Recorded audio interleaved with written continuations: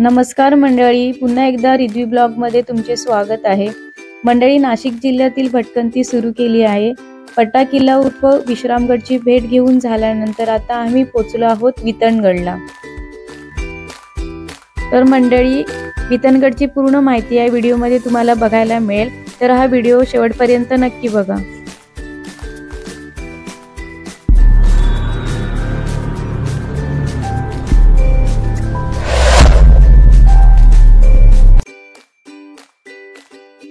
वितनगडच्या पायथ्याशी वितनगाव आहे। मंडळी, डांबरी रस्ता संपल्यानंतर 1 किलोमीटरचा कच्चा रस्ता आहे, तो किल्ल्याच्या पायथ्याशी पोहोचतो। तुम्ही टू व्हीलरने येणार असाल तर काळजी घ्या, कारण हा रस्ता खूप खराब आहे। मंडळी, तुमच्याजवळ पाणी आणि खाण्याच्या गोष्टी जवळ ठेवा, कारण हा ऑफबीट किल्ला असल्यामुळे तिथे काहीही उपलब्ध नाही।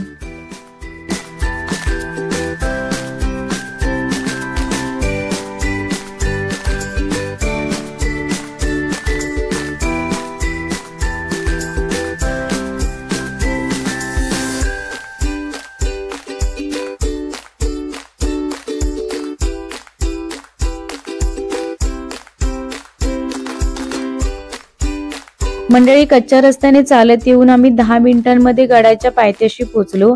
हा किल्ला खूप छोटा आहे, परंतु किल्ल्याची पायवाट उभी चढण आहे आणि घसरट आहे।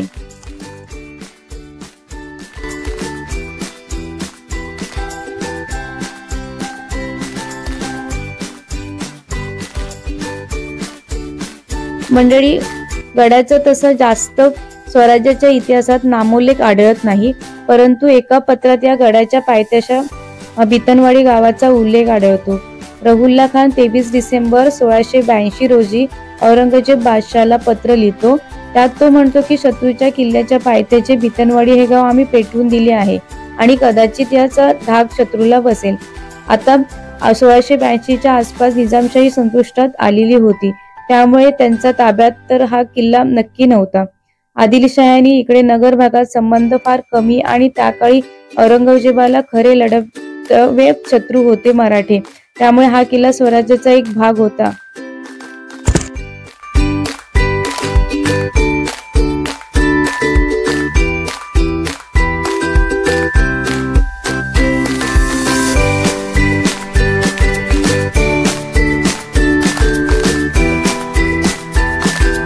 मंडळी, पायवाट संपल्यानंतर आम्ही एका गुफेजवळ पोहोचलो। 10-15 लोक राहतील एवढी गुफा मोठी आहे। तिथे थोडा वेळ विश्रांती घेऊन आम्ही कातळात कोरलेल्या पायऱ्या चढत सुरुवात केली।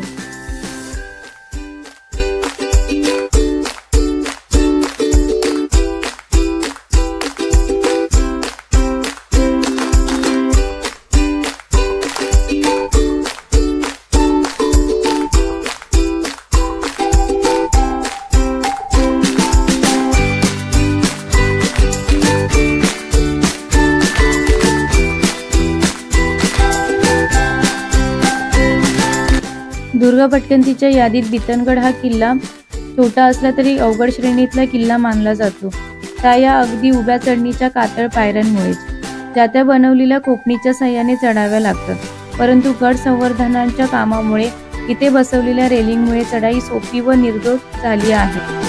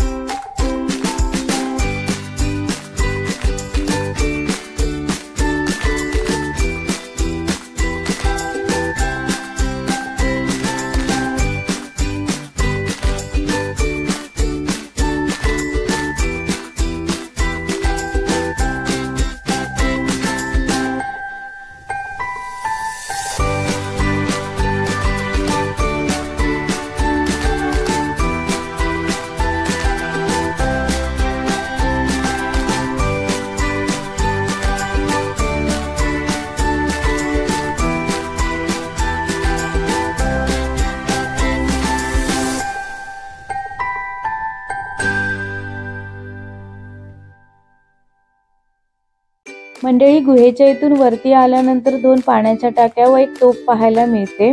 पुढे पायवाटेने चालत गेल्यानंतर किल्ल्याच्या माथ्यावर पोहोचू. किल्ल्यावरील अवशेष आणि अरुंद माथा पाहून या किल्ल्याचा वापर टेहळणीसाठी केला जात असावा.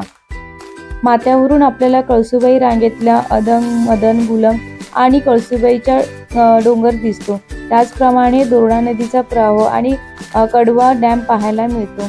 गडावरून दुसऱ्या साईडने उतरण्यासाठी पायवाट आहे. तिथेही रेलिंग आहे.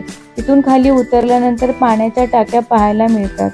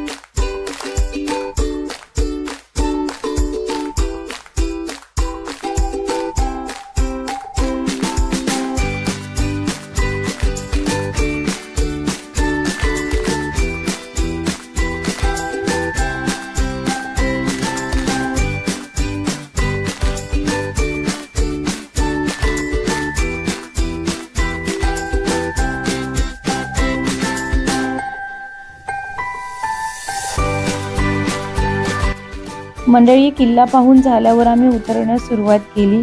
मंडळी, हा व्हिडिओ आता आम्ही इथे संपवत आहोत. तुम्हाला हा व्हिडिओ आवडला असेल तर लाईक, कमेंट, शेअर आणि सबस्क्राईब करायला विसरू नका. धन्यवाद.